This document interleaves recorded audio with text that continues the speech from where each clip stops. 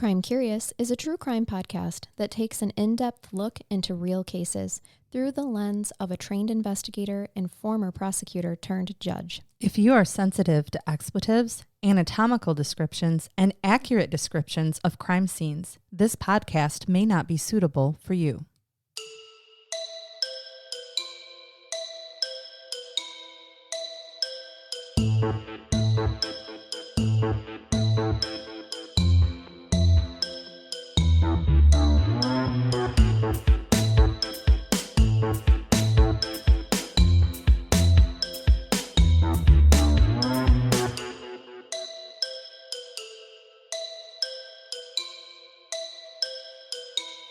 Welcome to Crime Curious. I'm Charnell. And I'm Megan. And we're shaking our good luck gree. Always. I have the kangaroo sack. And I have the bones. The raccoon bones. Yes. And we are ready. Guess what, y'all? Guess what? I'm finally bringing another case. Megan is going to tell me a case. Listen, it is. You love it when you can sit back. It's been a while, though. I do. It's okay. Yeah. Well, I've been busy, but then more importantly, and I think I've told you this before, when I dive into something, I dive into it. And so it takes time with the busy life. Yeah, for sure. And I just get to sit here sunburned from all of the baseball games I've been at for my children and drink my coffee. And I still am like, oh, I have a nice tan. They're like, no, that's not a tan. I'm like, it's not a tan for normal people, but I have a lot more freckles. Oh, it's definitely a tan for you. All of the freckles together make a tan. Yeah. They melt together. At least they do in my world. Yes. So I'm going to bring you some crime today. Please do, because this is a true crime podcast. Listen, they'd be real disappointed. They would if we be, didn't. But it's one of those things like we're going to start with just some disappearances. Okay. There's murder. Okay. There are 5 people specifically who are murdered, 4 of whom you might feel more bad for that are murdered than others. Actually, 3. 3 of them you'll feel exceptionally bad about, but the other 2 are into some shit. And I'm gonna bring you some drugs. Really? We're gonna do meth today. Okay. We're not really gonna do meth. Meth Sunday. It's not Meth Sunday. Oh, all right. And I also want to just at the beginning of this give just a little bit of credit so that I have that out there and it doesn't get forgotten. That the Des Moines Register was really instrumental in coverage on this case over what's gonna have be turned out to be decades, really. Wow. And at least to see the case come to fruition. Okay.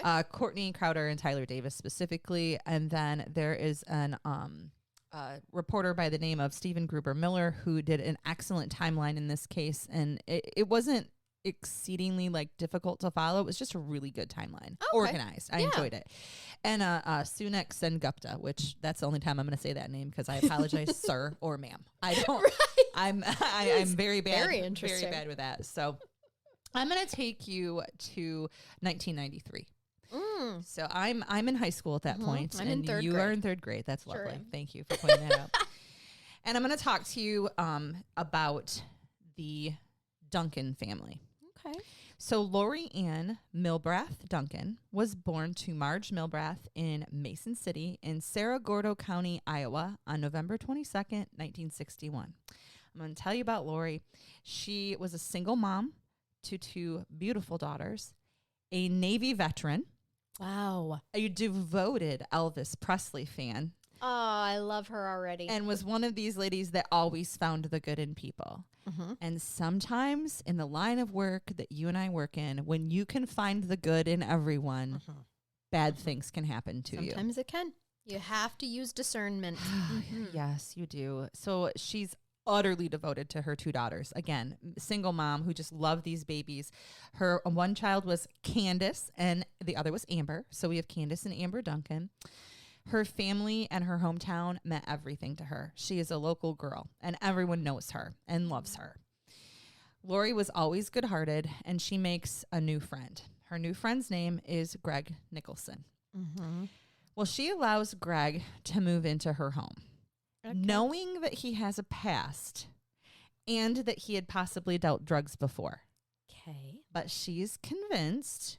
And we know that substance abusers can be very manipulative. Absolutely. But she believes that he is in rehab and that he's working a program. Okay. And so she's willing to give him a chance. Sure. Now, I respect this about her. Some people reported that it was like a boyfriend, new love interest, but other people were very specific that this was a new friend and she was moving him into the home to literally to give him a chance. Just to help him. So, correct. Oh. This was the summer of 1993. Okay.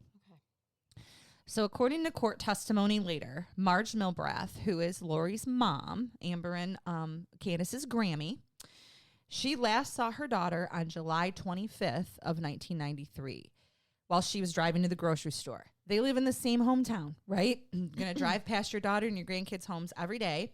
Yes. She told the jury how her 31-year-old daughter had waved and smiled at her and even yelled, "Hi, Mom." And she saw one of her granddaughters, the older one, 10-year-old Candace, that they all called Candy, and she was wearing her favorite sundress that day.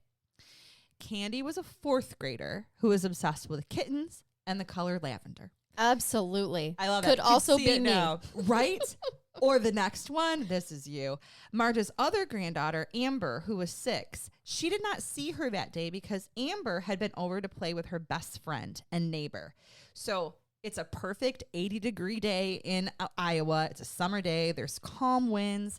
It's one of those days where you hope the sun keeps the summer rain at bay so you can continue to soak up that beautiful summer. Mm-hmm. Everyone's sitting on front porches, waving at neighbors, watching kids play. Amber had been playing with her neighbor, Brittany Ash. They played Barbies, rode their bikes around the block, Amber being on her big wheel, which was cherished and prized. And on this day in particular, they were splashing on Amber's slip and slide to stay cool. Yep. At about 3 p.m. Oh my gosh, this picture you're painting, this was like yesterday. Right. In our life. You know, this is our kids. We're watching them out in the yard. This is what they're doing. Well, about 3 p.m., Amber is done playing at her friend's house. She was described as an outspoken Spitfire, ran back to her house across the alley. Now, she was excited. This is during the days when kids just knew they needed to run home at a certain time because it was going to be time for food, yes, right? Yep, exactly. Well, she was particularly excited that day because her mom had planned a picnic for that night. So she was going to come home to get ready for the picnic. When Amber ran to her house, her friend Brittany waved goodbye. Amber was still in her wet swimsuit from the slip and slide, dripping her way back to the house. That would be the last time anyone saw Amber. Oh, my God. Okay. Right, I'm having a drink. Yes. It's only coffee, but we're still having a drink. When Dawn Milbrath, Lori's mom, drove by Lori's the following day on July 26th, she had a weird feeling and then started feeling panicked. So when she drove by, the curtains were drawn. And cars near the house were parked chaotically. Like the vehicles at the home weren't parked how they normally would have been in organized fashion. It was chaos. And that was chaos. And it was uncharacteristic of her daughter. Sure. So she drove by a bit later, and that's like they were probably heading to the store. And then as she comes back later, she gets her husband, and she's like panic mode. They knew something wasn't right. Yeah, her intuition is she hasn't seen the kids her outside. She drives by often. She panics. So they go inside the house, and they don't find any signs of a struggle. Like, there's no blood. There's no furniture in disarray. But there is unfinished dinner on the kitchen table, like prepping for the picnic. Yeah. They're elderly, right? They do notice a few things missing, but nothing significant. Like, Lori had packed up in a hurry. In addition, they discovered a note that was addressed to the neighbor stating, "Phyllis, we had to leave on short notice. I will be in touch shortly. Love, Lori." So no phone call to mom, who she's close with. But a letter to the neighbor? But a letter to the neighbor. Well, I'm wondering if the picnic was going to be almost like a neighborly picnic. And so she just leaves this note.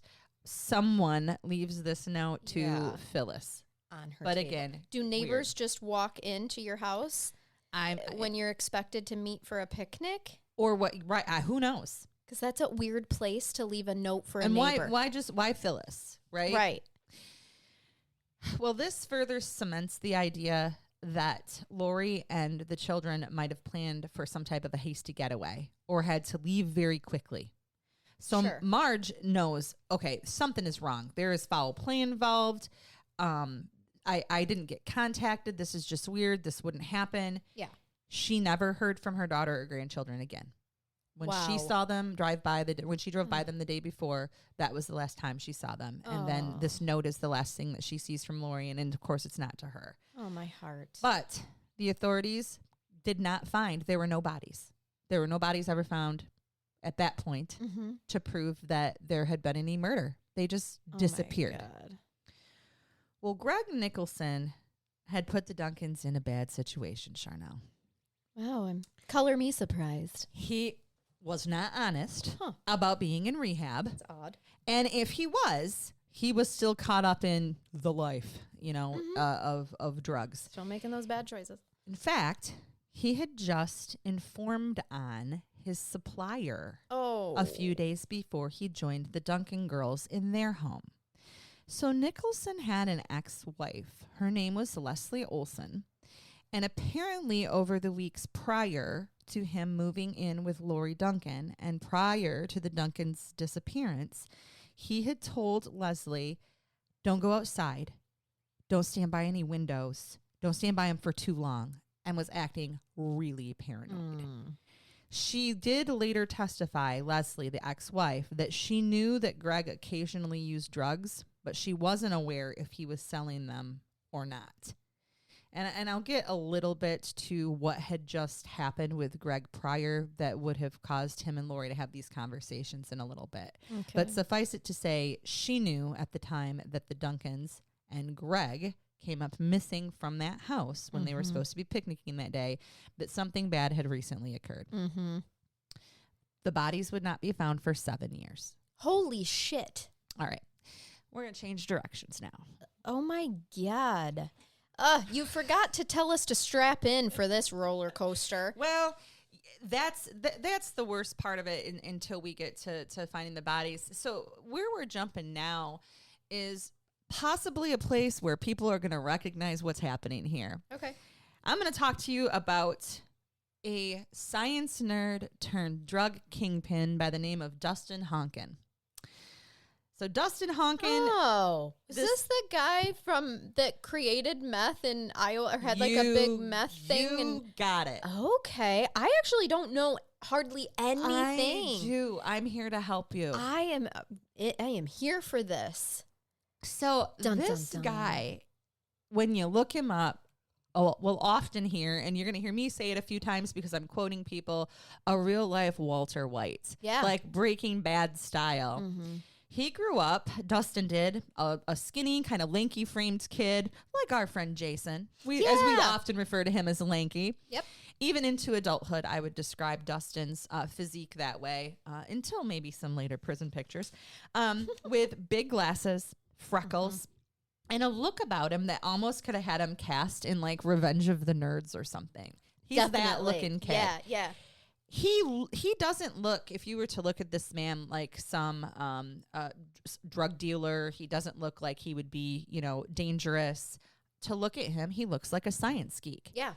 He was described. Which I'm sorry, but you'd have to be to create meth. Truly. Well, especially as good as Dustin's going to get here. Yeah. Okay. Like, we refer to what cocaine as the devil's sugar. This meth would have been glory meth. Oh, like there's just no glory to hear how people and the government even describe this. Wow. So he's described as this classic dweeb, and he had the smarts to back up his look.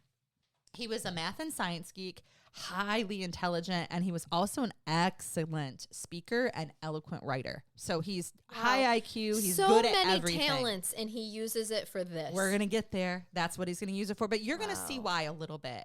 So in 1991, he earns a scholarship to North Iowa Area Community College, and he plans on becoming a pharmaceutical lawyer. Wow. Yeah, he had big plans. He was going to be a lawyer. He was going to make the big bucks. Trust me, it's a better direction than the one I went in. Because you go into that pharmaceutical corporate law, and I mean, he was going to be rolling in it. And he knew something about the topic. Sure. To have an attorney that knows something about the topic is going to make them a better lawyer. Well, but by 1992, Charnell, instead, Dustin would be running a multi-state meth operation and became known as the drug kingpin of Iowa. Why did you use your talents this way? Well, Dustin Honkin grew up in Britt, a small town west of Mason City in north central Iowa. Okay. He's in the sticks, man.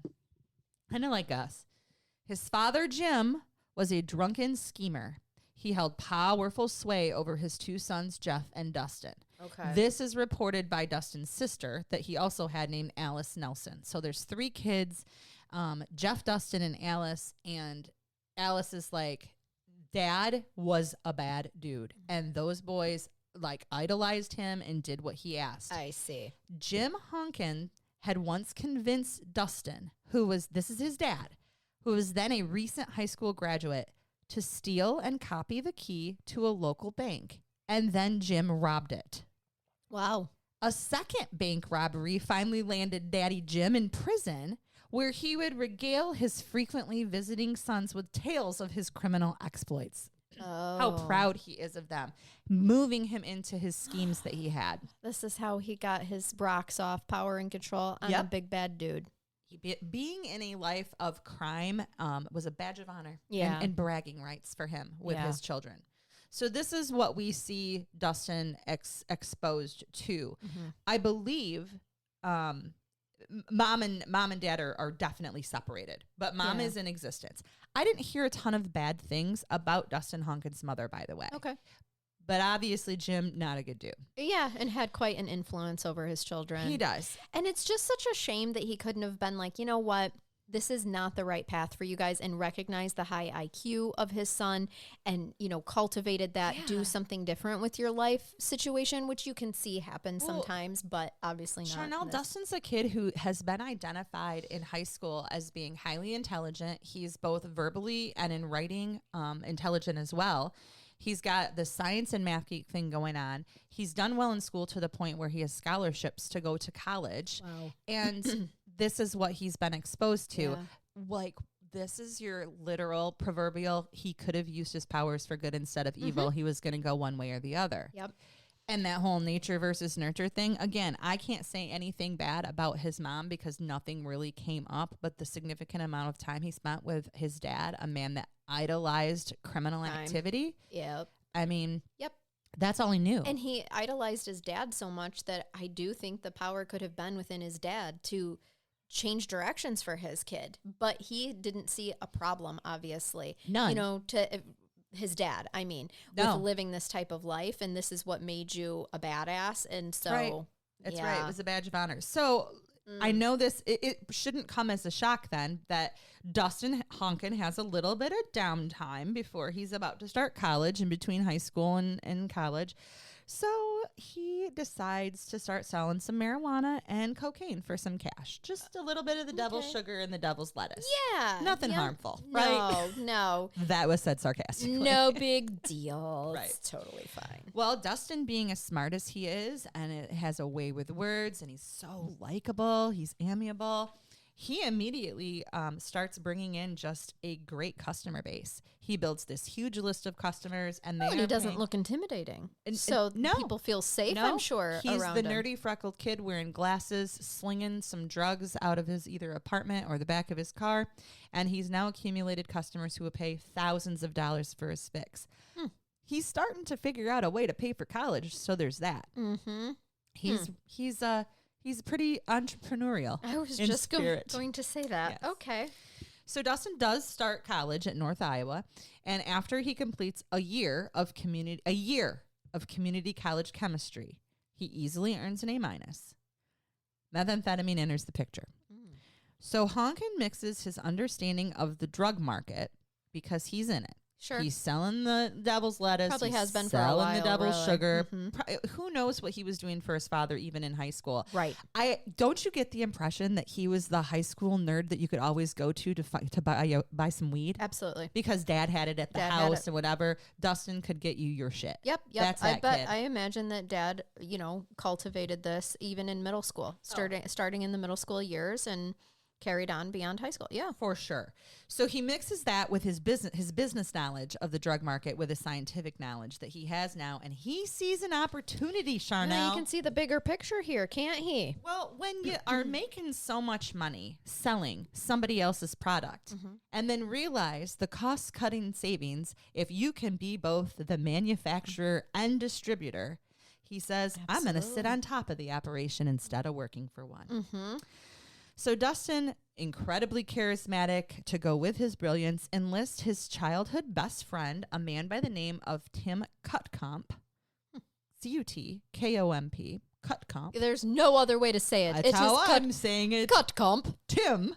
Tim. Just Tim. Well, the pair moved then to Arizona, where brother Jeff is living, to try their hand at getting rich. Okay. So Honkin borrows $5,000 from his brother, and the two friends, Tim and Dustin, buy chemicals and equipment and start experimenting in Jeff's kitchen, his brother in Arizona. Wow. So he moves from it's a Iowa chemistry lab to Arizona. Kitchen. You're out in the desert with your chemistry lab. Probably easy to steal things like anhydrous and stuff like this at this point. Not that it's not in Iowa too, but they know him there. So he's booking it to Arizona, and that's where he's going to start experimenting to see what he can make. He's going to start chemistrying. He is. He is. It was like the high school chemistry teacher and his friend in a trailer cooking. You can you can smell the ammonia. I can from here. Everybody take a deep breath. Smell ammonia. Smell that cat pee. Don't light anything. Nobody smoke right now. So within a year, the pair have moved to a secluded house just south of Tucson, Arizona. Okay. And mastered a sophisticated cooking setup, which I'm not going to describe to you because I do not want anyone saying that they learned how to make meth. We're just going to say, Megan and Crime Curious. A chemistry occurred, people. That's what happened. It did. And anyone, you can look up how to make methamphetamine, unfortunately, on the internet. And there are multiple methods. Law enforcement officers, DEA officers, they know how to make this as well. Yep. I don't know how many of you know this, but when you become a drug investigator, whether it is for the FBI, the DEA, or even some local jurisdictions with drug teams, they will send you to Quantico and you will learn how to make methamphetamine. Absolutely. How else will you know how the ins and outs of it to be able to take it down? You need to be able to identify signs of it, what it actually is, and really to figure out what form it is. Because as I've indicated before, you have one pot methods, you have red P methods. Again, not going to explain to you what those all are for liability reasons. Right, I'm kidding, because anyone can look them up. But Dustin has just mastered Honkin. He's mastered this. They cooking. even take us through that in CPS training, our 9-week training. The identifiers? Showing us all the pictures, because you never know when you're out on a complaint and you have to be able to recognize it. So you can picture exactly what this setup is because you've been in it. Yes. So imagine being a brand new CPS worker who has not been trained, and you walk into a trailer where it smells a little bit funny, okay? Yep. But all you're really seeing there, there's some coffee filters. There's some chore boy, which is what you use to clean the sink. Yep. And maybe there's some other weird things. But might be some 2 liters. But you aren't going to notice right off the bat that that's anything that's drug paraphernalia unless you've been specifically trained. Right. And the smell is offensive, but it's like a metally, I don't even know how to describe it. Yeah. It's like a metally cat pee like thing. That's the ammonia part. Is. And then highly toxic. Yes. If you're living in an environment where they are cooking methamphetamine or it's near you or your children, you should go get checked out because you are at risk of going into congestive heart failure. Your lungs are at terrible risk. So this is what Dustin has made his life into now, Honkin. At the time they set up this cook operation, they are able to produce several pounds of almost pure methamphetamine. Holy shit. They sold, which they then would sell in Northeast Iowa through 2 dealers. Okay. So they're cooking in Arizona. Got ya. They find Terry DeGeis, who was 32 at the time, and Greg Nicholson. That name should sound familiar. Who was 34. Okay. This methamphetamine was so pure and so perfect that later it was stated the DEA could not even perfectly replicate this recipe. Oh my God, is the holy in grail a lab. They could not. meth. They could not replicate the purity of this methamphetamine. The market for this smack is going to be through the roof. Right. It is hard to find this pure of methamphetamine. Oh my gosh. It was like made from the devil's skin himself. Well, and Dustin might have been, or turns out to be. Like he is what kind of, hopefully, can I blame it on the alcohol? Blame it on the meth that his brain changes so bad that he's going to end up doing the things that he does. Maybe. So Honkin is headfirst into his newfound chemistry experiment. This is his passion. He is studying chemistry textbooks at local libraries. He is studying and reading science journals. He is keeping painstakingly thorough records of every cook that he makes, why this one was better than the other, how it is to get the perfect recipe. He's brilliant. Wow. He really cares about he has a passion for his product. A passion for his product. Oh, that does take a hell of an entrepreneur right I there. want a t-shirt that says passion for our product. Yes. But ours has a microphone. Yes, yeah, exactly. I love that. We have a passion for our product as well. Do Just podcasts, not meth, people. Exactly. So he also is a brilliant businessman, and he's making plans to expand his business on the interwebs. Oh, He's going to move to the internet. And I'm so sorry. you. Excuse me. We aren't making meth in here. Whew. And he even considers, I love this, writing a how-to book on producing, selling meth in America. You stop it. Meth in America by Dustin Honkin. And he thinks the publisher is going to pick that up. You can self-publish these days. It's That's pretty true. easy. You can just publish it all digitally now on the interwebs. Oh, People could pay, my God. especially You're the right. darkly webs. Yes, those darkly The webs. darkly webs you're gonna find. I would be shocked if someone couldn't find Dustin Honkin's pure meth recipe on the dark web. Right. Dark. Yeah. Yeah, exactly. Dustin's Meth 101. In presenting these crimes, we've had people draft weirder cookbooks.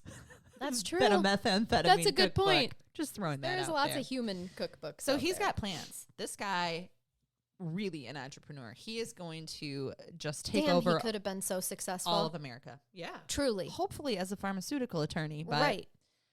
I'm taking a Or drink of even coffee just here. a chemist for the normal chemistry things. Maybe he could have found a cure for cancer instead of Right. making methamphetamine, Making the purest methamphetamine that which nobody potentially could. causes cancer. Yes. Yeah. So a handful of drug runs to Iowa nets the men hundreds of thousands of dollars. Wow. And a consistent list of new buyers and old reliable buyers who were like, this is the shit.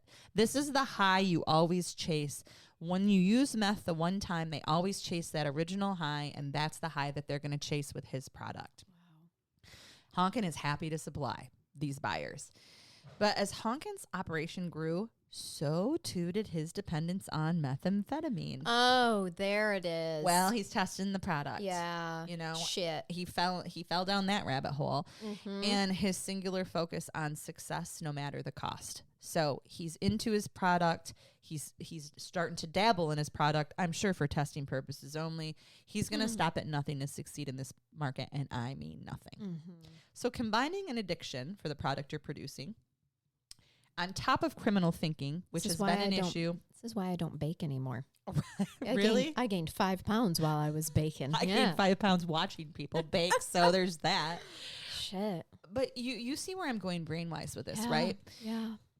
I don't think he didn't have these substance abuse issues at an early age, or if he did and he was smoking some weed here Probably, and there, we right. didn't hear that he was incredibly affected by it because he's this really smart kid, a really high IQ, really doing well for himself in school and a scholarship level. But he had the criminal thinking because of how he was raised with dad, and he's certainly got the criminal thinking when it comes to starting his little brief sales to put himself through college, we'll call it. Yeah. Obviously, that jumps to him becoming a drug kingpin, making the best methamphetamine in Iowa, Yeah. Arizona, possibly that whole west side of the U.S. And how powerful it must make him feel to know that he has this pure product that's in such high demand that he alone created. You got it. I mean, that in itself is like, I have risen above He my has. dad, who Yes. I idolized, you know? He's risen above all. And combine that now, that level of criminal thinking, with an addict's brain. Yeah. Oh, so fuck. we see brain damage happens, right? What do Yeah. they say? How long on average once you stop using to get your brain even back close to the synapses firing? 6 months to a year? Yeah, I believe so. So to get rid of the addict thinking along with the criminal thinking, which would require extensive moral recognition therapy in and of itself, this is the picture I've painted for you right now of where we are with Dustin. And if that doesn't put you in a bad place, Dustin fell in love. Oh, of course he did. On one of his trips to Iowa, he met a woman who shared his views. Her name was Angela Johnson, and she was from Forest City, Iowa. She had a cascading mane of curly, raven-colored hair, made an instant impression on the increasingly successful Honkin. And their I'm attraction, sure he's driving flashy cars. their attraction is mutual. Like Yeah. it is like love at first sight. They love each other. And Angela at the time was dating Honkin's dealer, Terry DeGeis. No kidding. So he fell in love with the guy distributing his product for his wife, his girlfriend. what? Sorry, his Oh, girlfriend. his Dating. girlfriend. They were dating. Still, that's a no. You know, Honey, we don't crap where we eat. love money and drugs. But Honkin is the top guy. He's the shit. Yeah. He's the and he's kingpin. feeling powerful, He's so sitting he's at the like, top. I want her, I'm going to have her. He's rolling in money. He's literally, I wrote at the top of his game, just like you just said, Yeah. with new love at his fingertips. Mm. But Honkin's going to start to feel some stings of betrayal in here too. You see, one of him and Tim Cutcomp's dealers had recently turned on them. He wore a wire to a meet and recorded Honkin making a $3,000 deal for a future meth pickup. So Honkin and his childhood friend Cutcomp then get arrested in March 1993 on federal drug trafficking charges. Is this Greg? It was.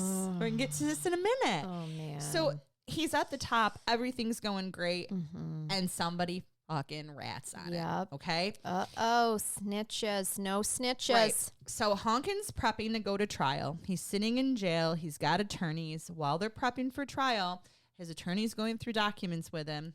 And he sees documents that revealed the prosecution's source. So he did not know how they got the information, how they arrested him on the drug trafficking charges. I don't know how. I was just going to say, Megan, how? Charnell, How? I am at a loss because when you do search warrants, when I sign a search warrant and there is a CI and you need to, as long as you can show that there's probable cause that the information they're providing is valid, that it's good information, that it's not stale, you have PC. I seal their names, the CI, for their protection. Yeah. If I even knew it to begin with, because sometimes CIs are listed by a number and then the police have to show reliability. And that's how you decide to use it. Yeah. So in this case, how it wasn't redacted. Yes. Now, is he going to find out at trial? You bet your ass he is. Right. And the defense attorneys are going to find out at some point because they get that information. Okay. It's going to come out. A judge may even have to order that it come out. But it's the timing of it. The timing. When he is on trial and can be protected. I got very little to no information about how that happened. Now, I don't know if it was in documents that the prosecution intended to reveal or if somebody got sticky fingers and got information that Dustin Honkin, that's his new name. Duncan. Love it. Right. That he was not supposed to see, but he did. So here's what happens. The prosecution source, Nicholson. Right. All right. Right. Well, after Dustin Honkin sees this, he tells the judge, well, I guess I'm caught. I'll plead guilty at my next hearing. So they set the hearing for July 30th of 1993. Fuck. Soon, however, let me just preface this then with he is able to post bond, I believe. Okay. So then the main witness, Nicholson, in around 1993, at the start of this story, vanishes, seemingly into thin air. Yeah. You know where I'm going. Her face, you guys. You all know where I'm going. Fuck. Feel the suspense. Okay, so earlier in 1993, just before Honkin got arrested, Mason City police had found nearly 150 grams of pure perfect meth and almost $5,000 in cash in Nicholson's house. Okay. Or the informant. Yep.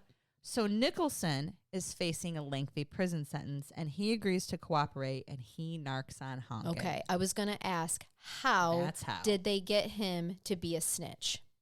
Because I'm sure this was very lucrative for him, so he wouldn't have just flipped for no reason. Anybody in the drug industry is going to tell you that Nicholson should have just taken his fucking lumps and not narked. Yeah. Yeah. Because he was facing a major possession with intent to deliver here. But if he'd never been in trouble before, he was likely to spend, 5 years or something? Yeah. It's a 20-year felony, but he's likely to spend 5 years in prison and live. For sure. That's key. And live. But Nicholson agrees to cooperate. He's scared, as a lot of people are. And I love me a good narc, Charnell. Well, of course, Judge Megan, of course you do. But I'm also thinking, do you think that the distance, the fact that he was in Iowa and his supplier is in manufacturer is in Arizona, that to him created some distance where he felt like the police will probably protect me. This is fine. I'll look out for myself in this situation. It did. But you just pointed something really beautiful and brilliant out too. What do we know is happening then if one's in Arizona and one's in Iowa? Well, they're easy. They're crossing state lines. Well, yeah. So this is federal. Yeah. This is all federal at this point, right, okay? Right. So they're trafficking drugs throughout states. Nicholson is probably terrified at this point because they found him with all this methamphetamine, all this cash. They are probably have enough PC, because I haven't seen those documents. They are not public. They can't be seen. It was used as part of a plea deal for Nicholson, who is deceased. And you know that this is going to screw Honkin. He's got major federal charges coming out of this. Absolutely. He's charged with them currently, and he's going to go down way harder than Nicholson. All right.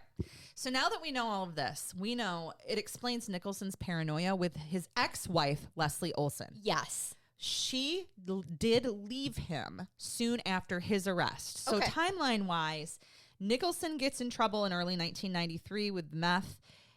That's Leslie when he gets caught with him. 150 grams. Yes, and the $5,000. Okay. Leslie leaves him because she's like, I knew that you used to use meth, baby, but I didn't know that you were doing this. Right. So she leaves him. He gives up Honkin, and then Nicholson ends up moving in with Lori Duncan and her kids, presumably because his ex-wife has kicked him out. Exactly. Has left him. Yep. Okay. Now, Leslie insists she didn't realize Nicholson had been selling drugs for Honkin and thought they mostly discussed equipment for a band that Nicholson was in. So Nicholson's in some type of a garage band. He's a rocker. Yep. But Dustin did tell Nicholson, which he had repeated to Leslie, his ex-wife, because this is her quote.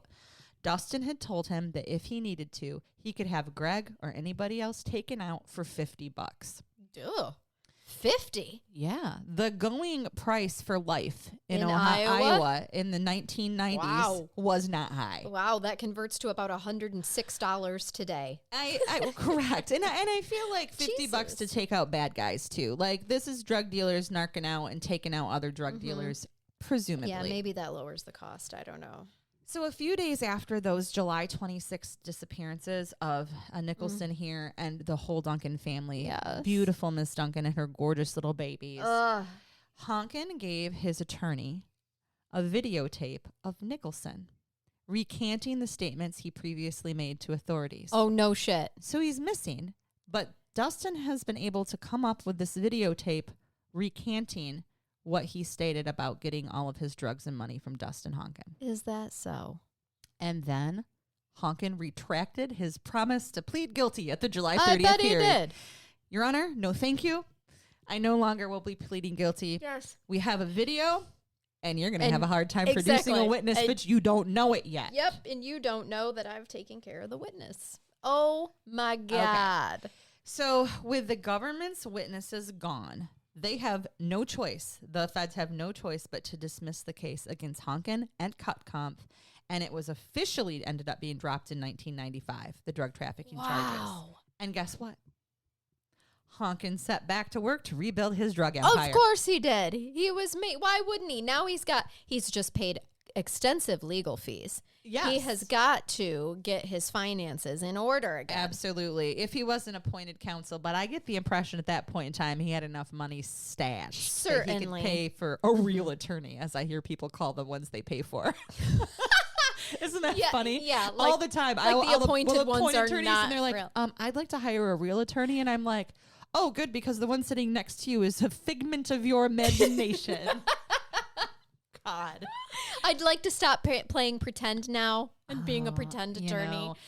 I sitting in the position that I have, I can only tell you this for people who are like, I got shitty representation because I got an appointed attorney. Those appointed attorneys are the ones that talk to the prosecutors and the judges locally in that town every day. Yeah. So I can assure you, compared to some cases that I've seen, you aren't getting bad criminal work. For sure. Defense work there. That is not to say that there aren't bad public defenders, bad prosecutors, and bad judges. Well, right. And also you can hire a bad attorney as well. You sure can. So pay all that money and then they just don't show up to court or they don't do what you paid them for. They act crazy and come back in a wheelchair, as we saw in one of our cases. Oh my God. Yes. That's fantastic. I have a question that I'd like to insert right here. Sure. When you're talking about attorneys, this is an attorney question. Okay. When you're representing somebody that's up on something major like this, like that they're possibly manufacturing and whatnot, as a paid attorney, yes, do you ever just think to yourself, I think I'm taking drug money? I think they do. Yeah. And do you think that rubs them morally in any certain way? Or do you think that they're like, doesn't matter? If you look at this from how we're trained, and remember, I was very briefly a defense attorney for a number of reasons. Mm-hmm. And some of them are because of my own moral or ethical code. And knowing that I don't know that I could have adequately defended somebody to where they needed to have been defended. Got ya. Yeah. I'm a far better judge for defendants now than I was when I was certainly prosecuting cases. Yeah. And definitely than when I was defending cases. So we're trained that every single person in the United States who is charged with a crime has the right to an attorney, to competent legal counsel, by the way. Yeah. And that's why you see ineffective assistance of counsel cases come up, and why it's interesting that you brought that up, because we may see that here at some point. Okay. So good call on it. I think that certain attorneys, it's going to bother them where the money might be coming from. Okay. Yeah. I know that there are certain defense attorneys who won't take certain cases. There was a very specific defense attorney in this town here who has since passed who refused to take meth cases, period. He'd take a lot of drug cases, but he would not take a meth case. Okay. And of course, other attorneys are like, why? That's stupid. You should take them all. You have an obligation to take all cases. You don't. And then I know other attorneys who absolutely 100% refuse to do a criminal sexual conduct case of the accused, even if that person is innocent, and they certainly are presumed to be innocent, just because they know they can't handle it and don't want to handle it. Well, and I was going to say, as an attorney, and you're essentially running your own business, you have the right to refuse service to anyone. If you don't want to take that business on, you don't have to. You have to hope, as a defense attorney representing drug dealers, that when you're being paid, that hopefully the government would have been able to detain or get the proceeds from the illegal activity, because we can seize that. I didn't think about that turn of it too. Okay. So when you arrest, when, for example, Nicholson was arrested with that $5,000 in cash, totally taken. Of course. It is seized. It is part of the evidence. And then, of course, they test it even for things like drugs. Yeah. You guys don't want to know that most of the paper money in your wallet probably would test positive for some type of drugs, right? Yep. Because we know that's how bad drug trafficking is here in the untraceable. United States. Yes, I get that. It is. Okay. Yeah, I just, I've always had that in the back of my mind. I thought this was a perfect time to ask that question. So I do really like your answer about how you guys are trained. As lawyers, everyone has the right to effective legal counsel. They do. And I appreciate that. And you're going to see why. Prosecutors want defendants to have good defense attorneys. Yes. You do not, I as a judge do not want you to have a shitty attorney. No, we want everything clear, crisp, and transparent, so nothing can come back on this. You got it. I get it. Okay. All right. So here we are. You got it. I get it. You I know. Get it. I don't know why I had to say that. We're very animated right now. It's we're on our second cups of coffee. It is mid-morning now. Yep. So the government's witnesses are gone. Again, they have no choice but to dismiss the case. So I'm going to talk to you a little bit about Tim Cutcamp, Justin's best friend. So he's been his best friend since first grade. Wow. Even though Honkin was often temperamental and difficult, which is really the first time I heard that, because I heard him as charismatic. But I think with his friends, he was in charge. I'm smarter than you. Sense. I'm better than you. I may be the geek, but you're going to listen. Well, think of his Tim, dad. you're going to be the heavy. The influence of his dad. Yes. Yeah. So Cutcamp then, Tim here, he sees his best friend Dustin as kind of a tough guy protector and someone who always has his back. Mm-hmm. And while they shared in all of the profits, troubles, and successes, minimal little arrests here and there of their methamphetamine career, their relationship was clear. Dustin Honkin was 100% in charge and in control of the business, their relationship, and everything else.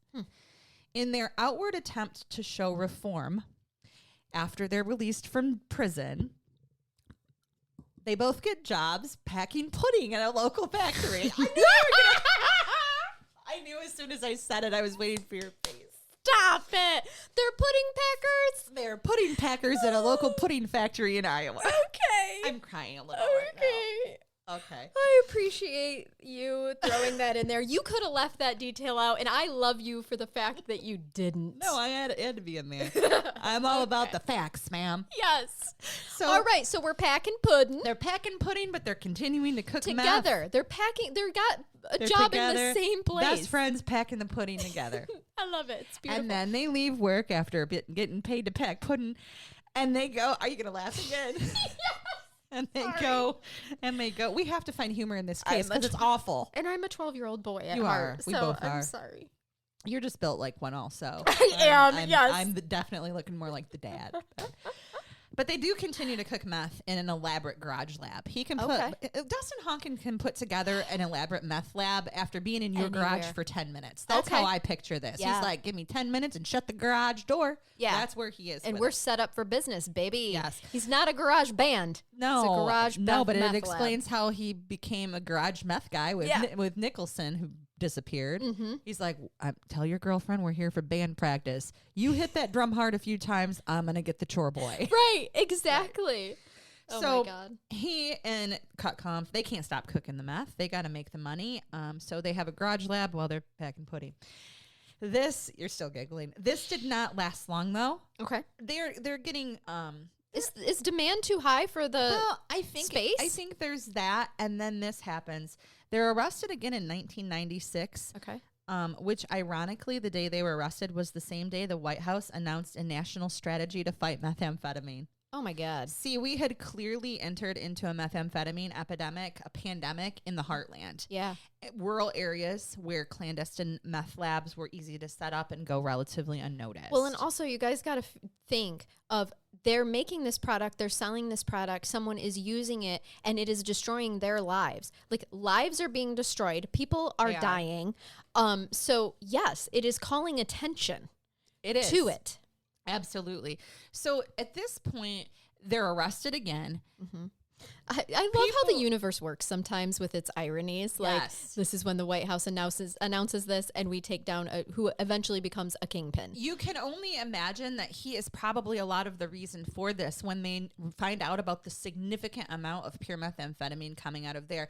I don't know if you guys are aware of this, but to get really good methamphetamine before, it was, drug cartel meth from Mexico. Mm-hmm. No, sorry, Mexico, we love you. But it was being brought up. Right.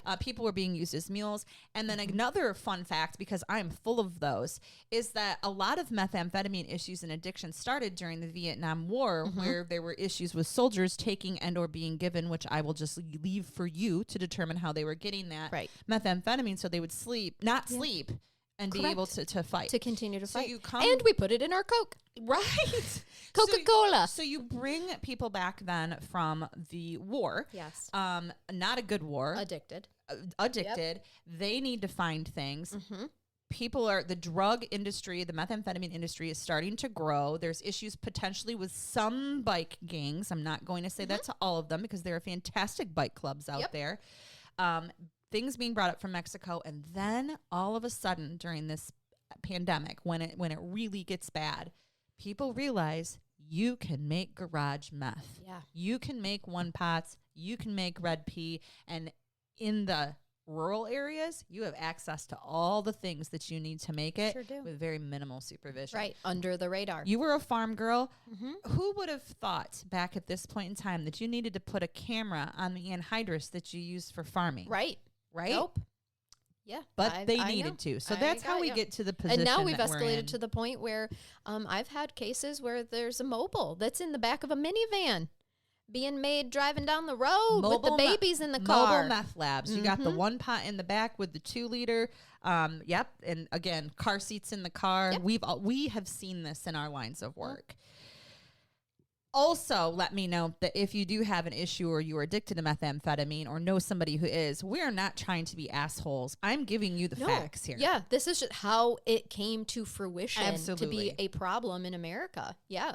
Well, here we are in the middle of a methamphetamine pandemic with all eyes on these people. They've already had charges dropped federally. You know the federal government is watching these Of course. So old Tim Cutcliffe, best friend there. Go old Tim. Well, he starts to become a bit wary of Dustin. He's worried that his BFF is somehow going to link him to the missing informants. Imagine People that. have not stopped asking questions about where Nicholson went and where those lovely little girls and their mommy went.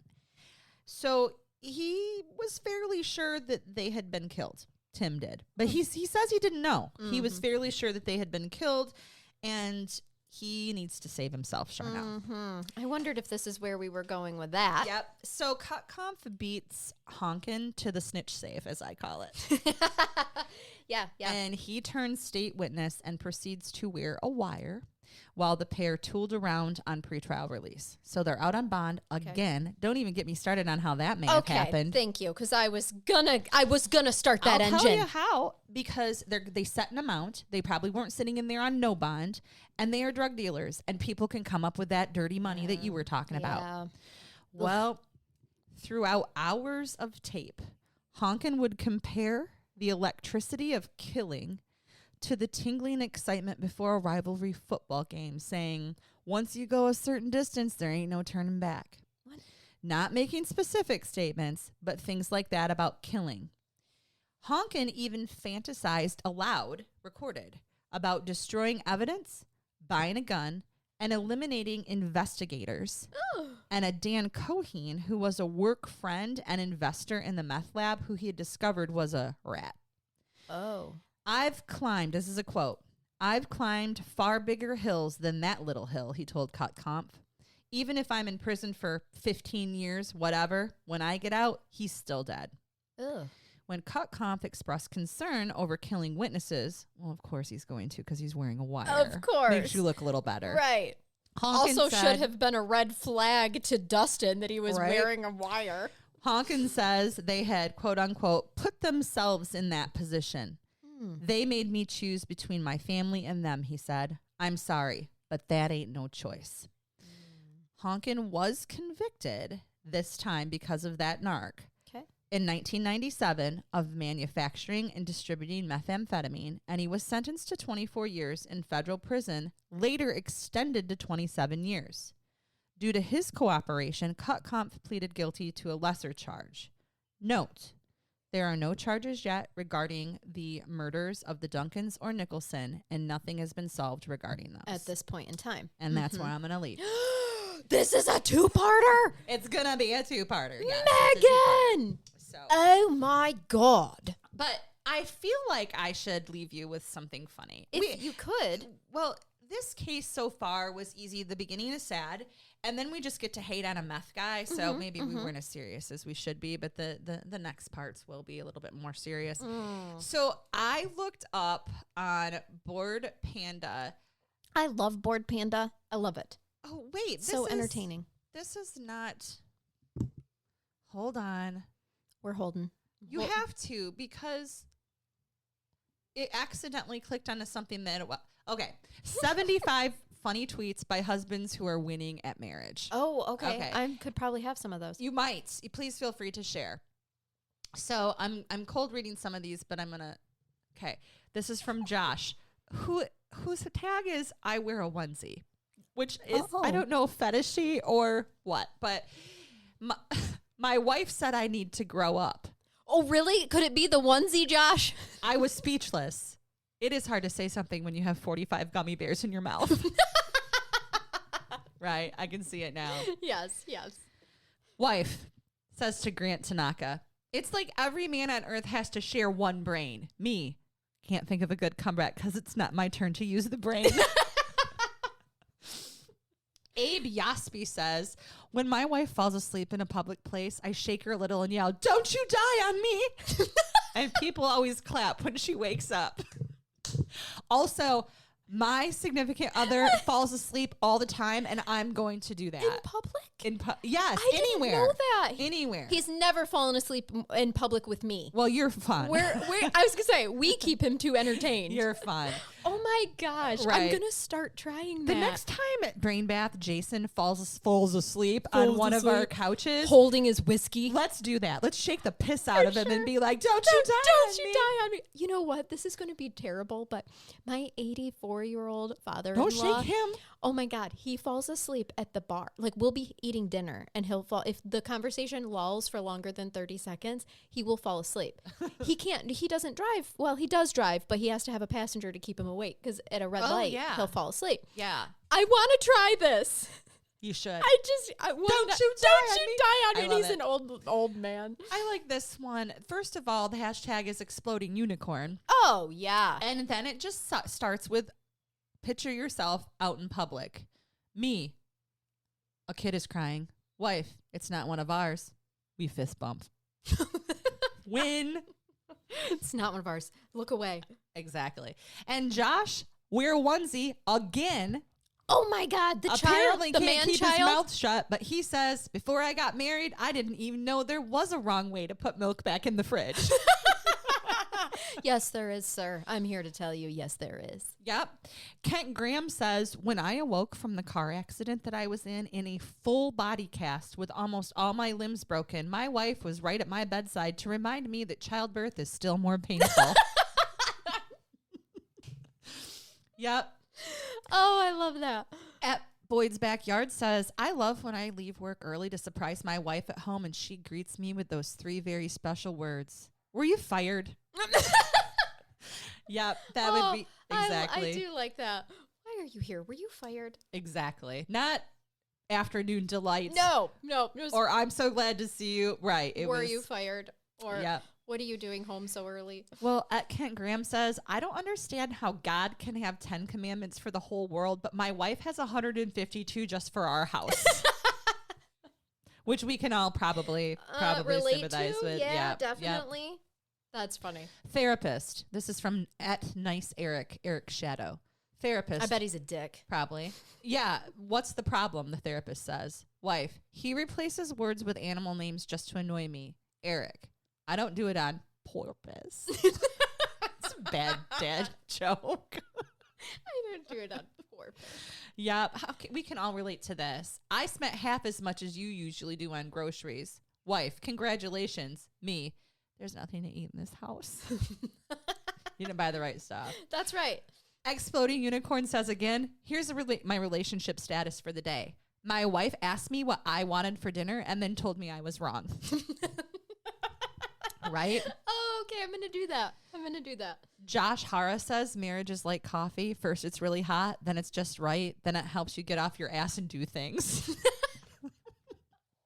I don't know if I can find one to top that. Oh, that's amazing. But have you ever seen the things where a wife and a husband are laying there in bed and it's like the little, icons coming from the word bubble? That's what I'm looking for. Yeah. And she's like, I bet he's thinking about other women. And he's actually thinking, wife, what are you thinking about? Me. Pauses daydream about zombie ninjas fighting cyborg Nazis from the future. You.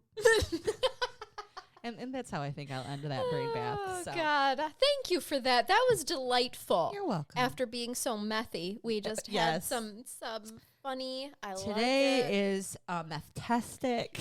Meth-tastic. We're having a great day. We are. And we're using legal uppers today in the form of caffeine. Exactly. Exactly. If you're a Patreon, go ahead and jump right over to part 2 because you get them right away as a perk. If you're not a Patreon, click the link in the show notes or go to patreon.com/crime curious to join and be able to listen right away. We know some of y'all. Oh, I'm scared. It scared me. That terrified me. Very as well. jumpy. Is it all the meth? Yes. Shit's sake. No, I think someone's here. Yes. So what I was trying to say is we know some of you guys join just to hear the second part and then you unjoin. We get that. It's we fine. understand. But while you paid to join, go listen to a bunch of other stuff. Yeah. And then continue to stay there so that you can continue to get all the perks. Seriously, I don't think you guys realize how much extra content our Patreons get. It's a lot. It's a lot. So yeah. Until then, though, keep it curious. Keep listening. We love y'all. Bye-bye. Bye-bye.